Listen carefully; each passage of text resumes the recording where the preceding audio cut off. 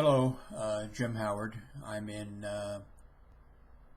Fort Worth, Texas, and it's 12 noon on October 23rd, 2010. That's a Saturday. I hadn't intended to make a video today for YouTube, but a guy that I like his videos a lot on YouTube, Steve Likes to Curse, he left a comment about one of my videos, and that got me thinking. I made and so I wanted to knit a few things together. I made had a had a pacemaker implanted about a week ago, actually 7 days ago, and I've made a few videos, and one of the videos I made was me the day that I was released, or the next day, when I fainted at the drugstore. I hurt my foot, and my foot's been the problem. You know, here they put a device in my chest, and my foot's been hurting me. So I made a video of me walking down and back to the convenience store to pick up a couple items after I got released.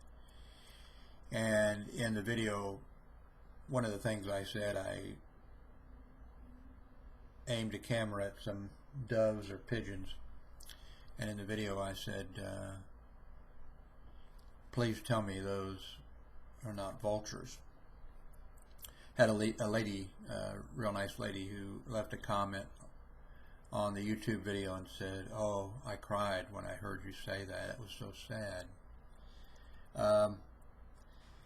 Then I made a video which had nothing to do with my implant or anything. I made a video the other day, yesterday I think it was, maybe it was this morning, I don't know, about, it's called Swimming Nude in America. And in there I commented that my mother-in-law had been stung by a bee and was allergic to them, and then I mentioned very briefly that I planted flowers all around our house that attracted bees. And this gentleman, who I like his videos on YouTube, been watching them for quite a while, Steve Likes to Curse, he left a comment, and he said on that video, "Your line about planting flowers around the house to attract bees while you were married made me laugh out loud. I love dry jokes that don't wait around for people to get them." And I've had a few people, I have an awful lot of people who don't know that I'm joking, and I think it's a bad habit, or in a way it's a thing over the years that I probably shouldn't have done, is I don't tell people that I'm joking most of the time. And if somebody gets really upset by something that I said and doesn't realize that it's a joke, which has happened, believe me, and I'm going to tell you a few of those. When that happens, instead of saying, "Oh, sorry, you know, I was just joking," I don't do it. When they get nuts and they get crazy and they go off or whatever, I just let them go, and I might even add a little fuel to the fire. So I'm going to tell you a few of the little stories. I never really understood my humor. I'm still not sure I understand my humor. I had somebody, I think one time, that, or a couple of people said that it was a dry sense of humor. I guess I should look that up on Wikipedia. Had somebody else say it was an English sense of humor, which I don't understand, because the English comedy that I'm familiar with, Mighty Python and those types, I mean that's, you know, I don't know, it doesn't seem like that'd be my sense of humor. I don't think that's English sense of humor. Well, it is English sense of humor, but I know maybe the person who said I had English sense of humor didn't know what they were talking about. So I want to tell you about my sense of humor and how it's gotten me into trouble. And this is sort of a warning, maybe to young people out there. Maybe you shouldn't adopt this sense of humor. Maybe you, if you do have this sense of humor, maybe always tell everybody that you're joking. I don't know. But let me tell you a few examples of it, of this sense of humor. I wish I could remember the name of the TV show. It wasn't on very long, but I found especially one character in it funny. There was a situation comedy in the South, like South Carolina, Georgia, or something like that, and it had a small town sheriff, and the other main character in the comedy was the town mayor, who was sort of a buffoon, a lovable buffoon, sort of maybe not too smart, but I remember when that was on, I was working at Trinity Lutheran Hospital, and the director of security, who the sheriff reminded me of, he assigned me and another and a parking lot attendant to go down to this parking lot way early in the morning, an hour or two before the first person would show up. And I tried to tell him, nobody shows up, no, I want you down there in that parking lot to, protect the people that, So this parking lot attendant and I were down there, and we'd have to entertain ourselves for an hour or two. And one of the things we did was, okay, and Barney Miller in that TV show, who would so and so be? Okay, so and so. We named different. And then there was when that movie when the show came up with the small town, I said, well, the director of security, Bob Ross, that would be the mayor, and we were just laughing ourselves, silly over that. And I'm not the kind of person that here I have this dry sense of humor, but I'm not a kind of person who's laughing easily at stuff. So anyway, let me tell you a few of the incidents. And by the way, the director of security at this hospital was a really nice guy, and I liked him, and he liked me. And the merit reviews that I got from this guy that he gave me, even up to the one a few weeks before he fired my ass. I worked 5.5 years there. The merit reviews he gave me were gold. I mean, the things he said about me, Jim Howard is the person who should take my position when I move on to some other position, and he's the best security officer, in the department, and just, everything he said, wow, And actually, I worked for him 6 months before I knew that, because when I went to work at that hospital, I knew I'd worked at another hospital before, and I knew it needed to be done, and so I just went to work, and I did it, and I hardly ever went to the office except, to get a radio and keys or whatever, and then I went out where I needed to be. And so I worked for him 6 months, or I worked at that hospital 6 months, and I got called up to the office, and I went up there, and he said, well, I've got your merit review, your 6-month merit review. And then he handed it to me, and I read it, and I was to myself, of course, and I go, oh my God, man, this guy loves me. By the way, one of the merit reviews he gave me, I got called up to his office, and I said, oh, you got laryngitis? So, I read over the merit review, which was, there was 7 categories, and you could get 1 to 7 or something in each cat, and I had the highest score in each one, and everything. So I signed it, and then I started out the door, and then he says, well, Jim weren't going to thank me for that good merit review. He did stuff like that. But let me tell you a few of the things. One of them is the congressional testimony. He went to Washington, D.C. Well, first you have to submit your testimony in writing, so it was submitted. Actually, I don't think he'd been yet. Yeah, he had been. Okay. No, actually, let me jump ahead and tell you, he typed up this testimony and sent it off to Washington, D.C.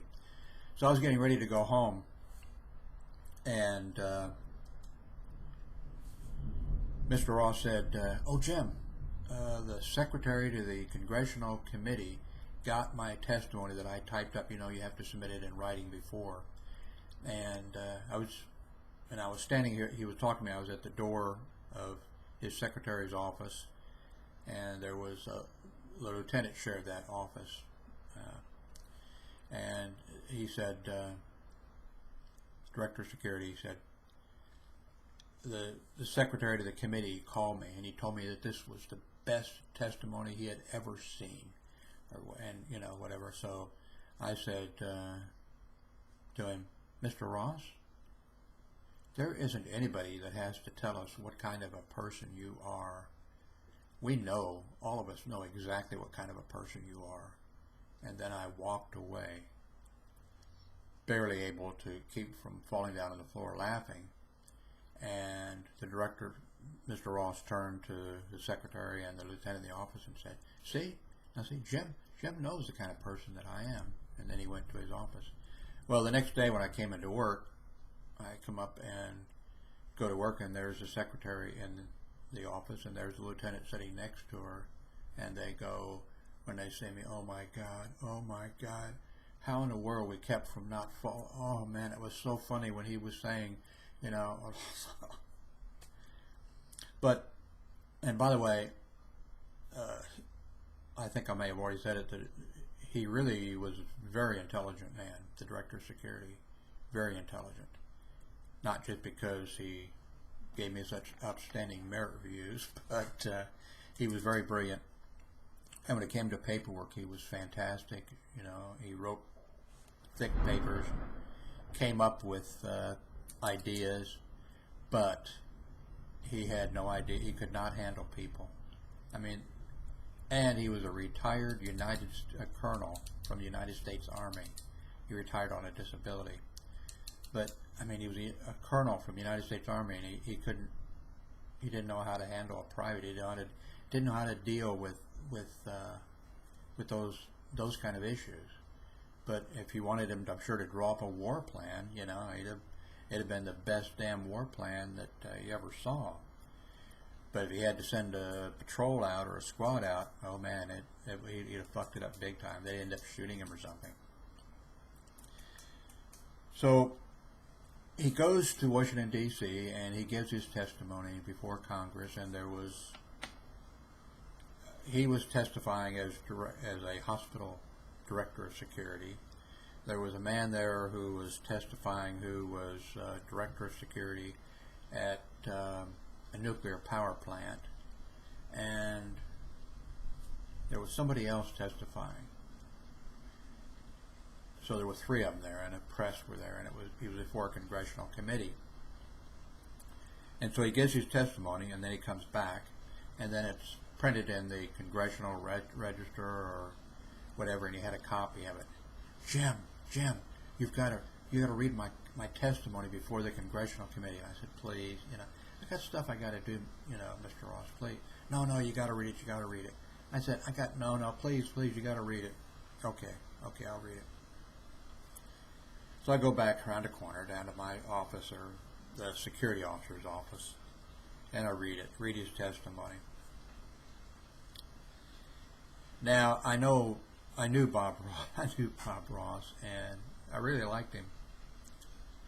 I did 4 grievances through the hospital grievance procedure, and I won all 4 of them, grievances against him. And everybody was worried on the one grievance that I did that he might harm himself, that he might, jump out the window, or we were on the 6th floor. But I did like the guy. But so I read the testimony, and then of course I knew him, and so then he sees me in the hall. Jim, what did you think of the testimony? And I said, oh, I'm sorry, Mr. Ross. I'm going to have to contact. I'm not sure if it was a congressional, Senator Symington, or if it was Richard Bowling.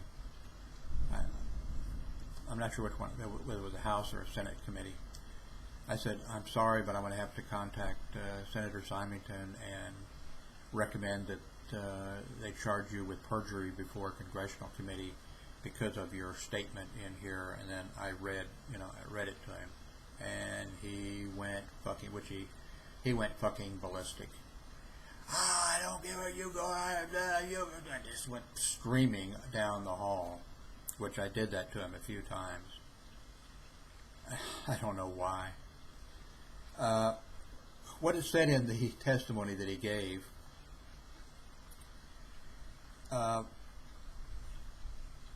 they asked the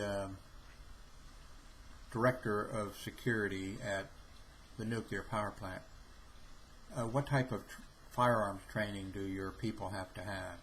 And the director of security for the nuclear power plant said, well, since nuclear facilities are located out in the country, away from cities and in rural areas, our security people, have to be armed with AK-47s and, bazookas and cannons and flamethrowers, and they're trained in the use of all these weapons and everything. Well, I knew what Bob Ross was doing. Bob Ross was at the committee, looking around, or if there was a newspaper, people with cameras, he was positioning himself, they take my picture, and he wasn't listening. I knew this, and so then the congressional, and Mr. Ross, how about your people and weapons training or whatever? And then he says, well, like Mr. Smith's comments here, our security officers have to be trained in the same way and with the same type of weapons or whatever.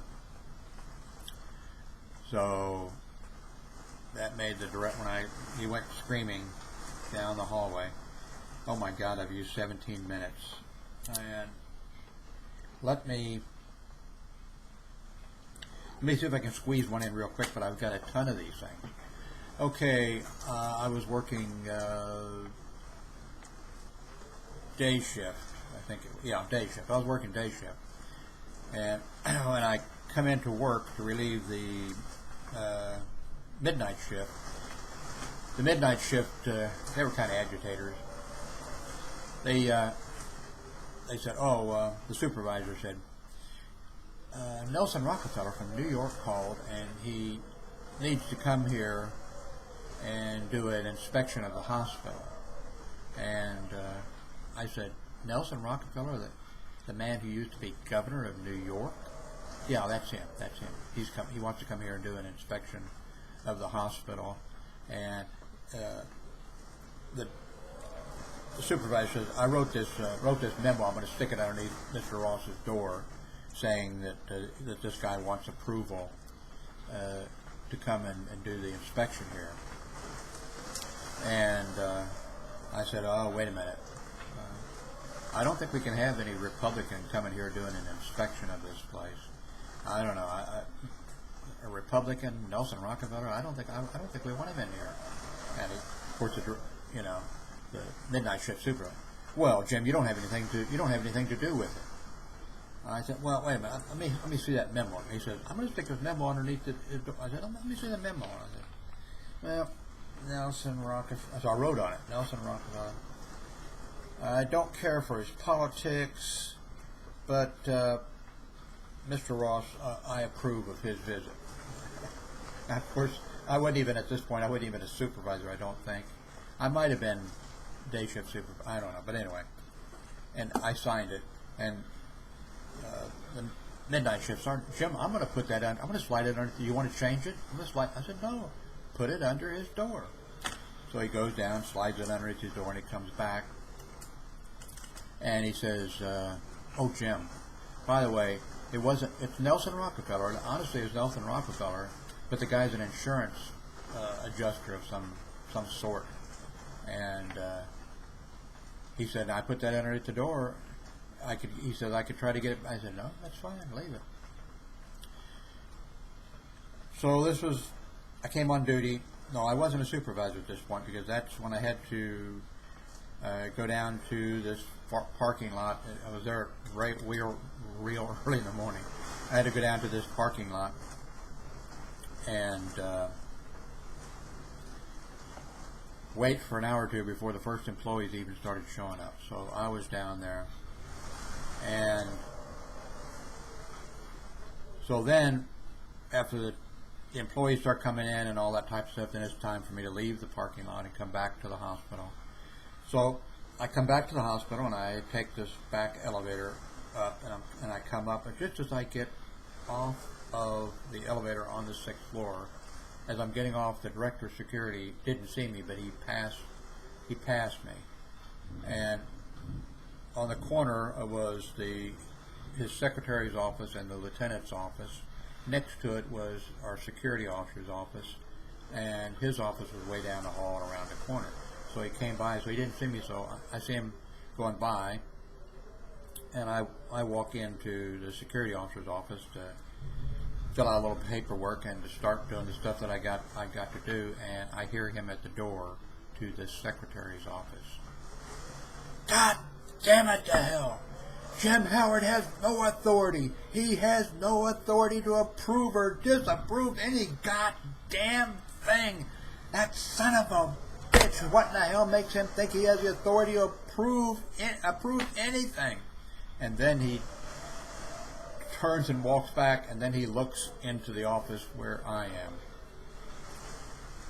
And I am busting a gut laughing. I'm laughing so hard I'm about to pass out on the floor and puke.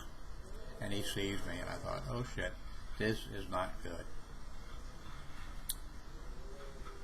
Now there's more to the story, and I guess I'll have to do, this 22 minutes is way too long, so the next day he's going to write me up for this, and there's some more to this story and some more examples of me trying to either get fired, which I eventually succeeded in doing, or me trying to drive a boss crazy, which I fear I did also. But let me end it at this point, and I don't know if you found this interesting or not. I made a few other things like this on other videos or comments or things, and I've had, and in my blog I've put a few things like this, and nobody seems to, to get it. In fact, I've gotten some things disapproval, like, what's wrong with you? Like, I've got a video here where I arrested a guy for calling me a rent-a-guard. And I got a bunch of comments saying, you can't arrest somebody for calling you a rent-a-guard. Well, what's wrong with, so I'm not sure if this is as funny to you as it was to me, or as stupid as it really was. I don't recommend doing this, honestly, if you're an employee to your boss, and if you're a student in school. I don't suggest using this kind of humor on teachers or principals or vice principals, so, but I throw it out there anyway, just for what it's worth. And this is going to be part one. There's going to be a part two, because, oh man, have I got some stories. I got a million of them. Thanks for watching.